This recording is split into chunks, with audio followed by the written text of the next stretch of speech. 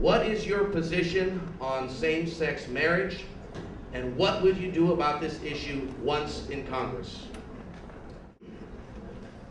Well, it was just endorsed by a very powerful couple in Washington, D.C., a lesbian couple, a couple that runs a very powerful lobbying firm.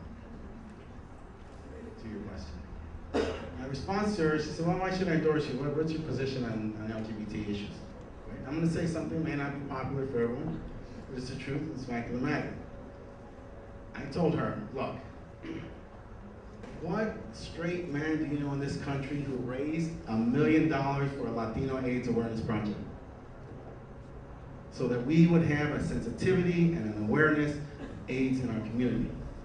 Our culture is sensitive to that. We don't like to talk about it, but it's part of our social reality, just like every other community.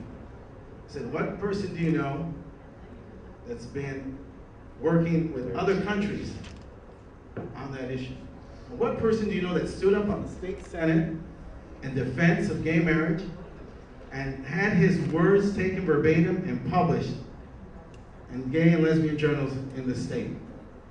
What person has stood up and received and strategized with members from the legislature to help them work out strategies? Because they come to me and say, this is my driver's license bill. This is my driver's license bill, and you've championed a cause that's unpopular. Tell me how to do it. Help me make this happen, because this is so important to me. This means so much to me. And so I will continue, I support it. And as I said in the Senate floor, I was married. I was a young man, my young wife, had a child. It's not easy.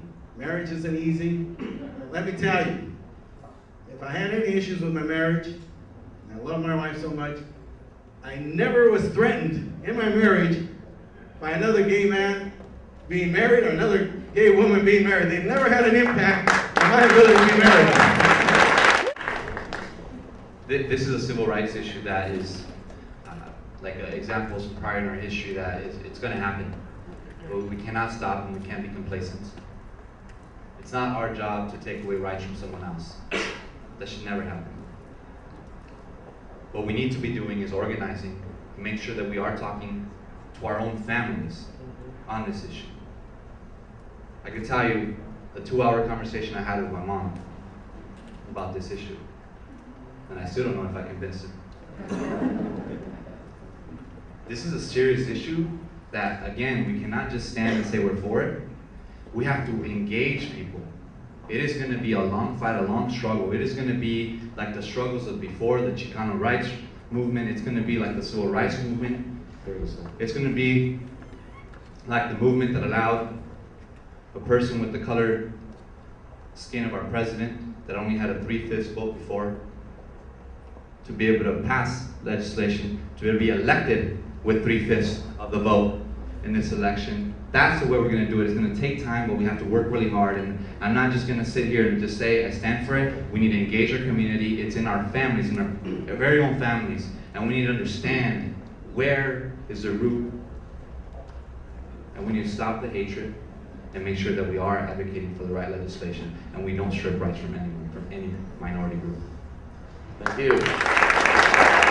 Well, I believe in equal rights for all people, and I will fight to make sure that happens. And that's why I founded and chaired the Select Committee on Hate Crimes, and that's why I held hearings in the LGBT community to make sure that no person should be scapegoated for who they are.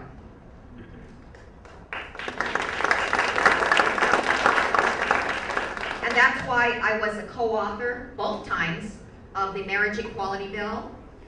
And I was there that historic night on the floor of the Assembly when it passed out. And I got up at the floor of the Assembly and I said, you know, some people think that marriage laws are made in some divine place way far away. But in reality, marriage laws are made by humans. And 125 years ago, these same humans right in the California state legislature prohibited marriage between Chinese, and white people just because they wanted to do so. And so, just as marriage laws can be unjust and are made by humans, humans can also undo those unjust laws.